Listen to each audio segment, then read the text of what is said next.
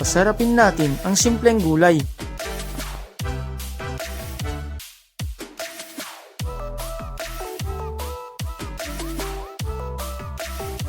Magpainit lang ako ng mantika, pagkatapos ilagay ko na ang karne ng baboy.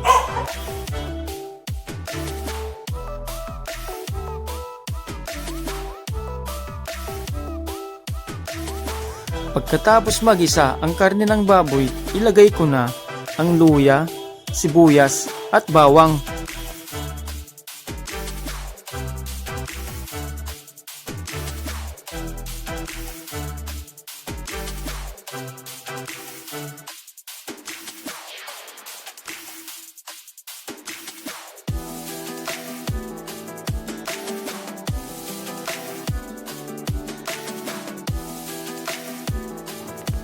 Maglagay din ako ng isdang bagoong. Pagkatapos, igisa ko lang ito ng maayos.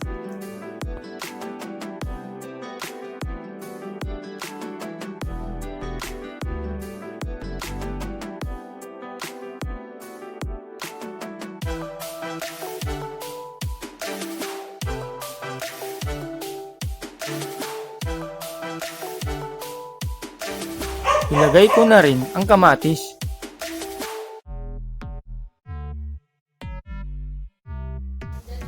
Maglagay din ako ng pork cubes at paminta.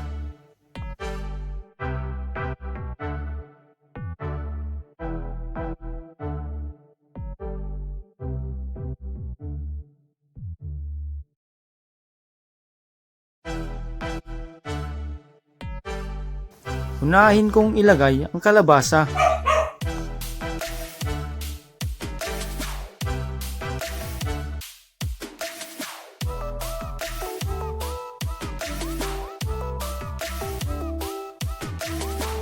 Maglagay din ako ng kunting tubig. Palambutin ko lang ang kalabasa, pagkatapos ilagay ko na ang ibang gulay.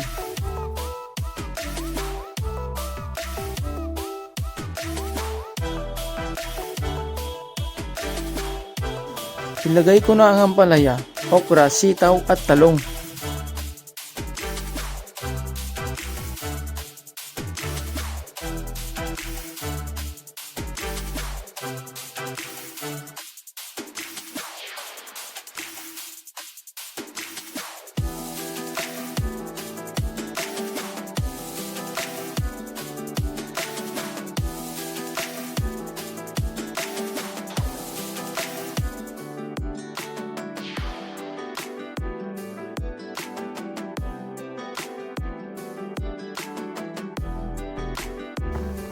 Haluin lang natin at takpan.